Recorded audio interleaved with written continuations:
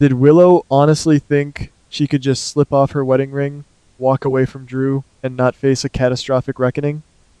Are we really supposed to believe that a man with his tactical military background, a man who survived the absolute worst forms of captivity and psychological warfare, would just roll over and let Nina and Jack best him? If you ask me, the writers are playing a massive game of misdirection with the audience right now. We are looking at a dangerous, potentially lethal deadlock for all these characters, and the Thursday, July 30 episode just proved that the board is set for a massive explosion. You do not just cross a man who has been stripped of his physical agency without triggering a devastating, world shattering response. When we look at the current landscape, we have to recognize this as a high stakes game of chess where the most dangerous pieces are pretending to be pawns. Nina and Jack swooping in to rescue Willow from Drew felt a little too easy, did it not? It looks like we are being led to believe that Willow has finally secured her freedom and outsmarted her husband. But if you analyze the deep psychological motive at play here, this entire scenario reeks of a carefully orchestrated trap. Drew is a man who has lost everything, time and time again. He has been physically incapacitated, pushed into a lake by Nina, and stripped of his dignity.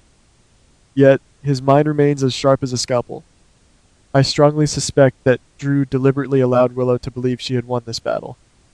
He wanted her to feel that fleeting sense of victory, all while he was secretly gathering the ammunition needed to completely obliterate her life, along with Nina and Jack.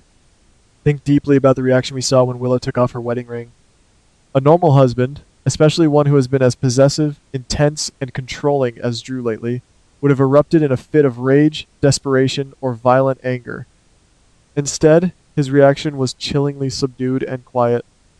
This implies that the removal of the ring was not a heartbreak for him. It was a highly anticipated signal. It was the exact calculated move he had been waiting for all along. By severing the final symbolic tie between them, Willow unknowingly gave Drew the psychological permission to stop holding back his wrath. He no longer has to play the exhausting role of the betrayed husband trying to salvage a broken marriage. He can now transition fully into the role of the cold, calculating executioner. Drew is preparing to cut all ties and launch a counteroffensive that absolutely no one will see coming. How exactly will Drew execute this brilliant master plan? If you ask me, the answer lies hidden in his extensive military background. This is a man with elite intelligence training. Could it be that Drew has secretly recorded every single confrontation, every whispered threat, and every blackmail attempt that took place inside the walls of his own home? I believe he has a hidden cache of evidence, likely stored on a highly encrypted USB drive, that contains undeniable, damning proof of Willow, Nina, and Jack engaging in illicit activities. Drew is not intimidated by the intelligence credentials Jack throws around. In fact, he might be using Jack's arrogance against him. By documenting their attempts to blackmail and silence him, Drew is turning his enemies into the architects of their own destruction, preparing to hand them over for federal prosecution. Of course, absolutely none of this impending revenge would be possible without the unwitting intervention of Geo. When Geo dove into the freezing lake to rescue a drowning Drew, he genuinely thought he was just being a hero, utilizing his lifeguard skills to save a helpless, paralyzed man from certain death. But in reality, Geo's heroic act has preserved the most dangerous, vengeful threat in town. Geo has inadvertently kept the big bad wolf alive. And this is exactly where things get even more complicated for the young man.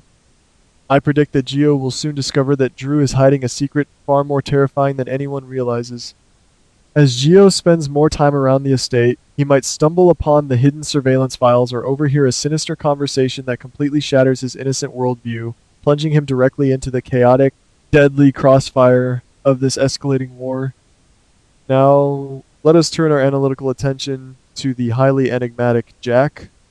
Nina and Willow are currently treating him like their ultimate savior, relying heavily on his power and influence to keep Drew at bay. But, guys, we have to look closely at his underlying ulterior motive. Jack is a high-ranking intelligence operative with a long, dark history of manipulation, deception, and ultimate self-preservation. It looks like Jack is not entirely on Nina or Willow's side at all. He is merely using these vulnerable women as convenient pawns to get closer to a much larger, more lucrative target. When the time is exactly right, and when the heat from the authorities becomes too intense to manage, Jack will not hesitate to betray Nina. He will gladly hand over whatever evidence he has to the authorities if it means securing his own immunity. Nina is foolishly trusting a snake, and the unforeseen fallout of this misplaced trust will be absolutely devastating for her future. Meanwhile, across town, we are witnessing what appears to be a beautiful, heartwarming reunion between Jason, Carly, and Sunny. But if you look closely at Jason's micro-expressions and tense demeanor, the atmosphere is incredibly heavy. This is not just a simple, happy homecoming for the legendary enforcer. Jason has brought back dark, heavy, dangerous secrets from his traumatic time in Jakarta, and he is deliberately hiding them from the two people he trusts most in the entire world. Jason is carrying the massive weight of a world-shattering discovery. I believe that during his captivity and his subsequent covert missions, Jason uncovered a sprawling, insidious conspiracy that goes far beyond anything Sunny or Carly could possibly comprehend. He is keeping them in the dark, not out of malice, but out of a desperate, protective need to shield them from a threat they cannot fight. What exactly did Jason find hidden in the shadows of Jakarta? It is highly probable that he discovered a supposedly eliminated figure someone the entire world firmly believes is dead and buried is actually alive and secretly pulling the strings of the global intelligence community from the shadows. This hidden puppet master is the one truly orchestrating the current chaos we see unfolding, and Jason knows that if he reveals this terrifying truth, it will immediately put a massive target on the backs of everyone he loves.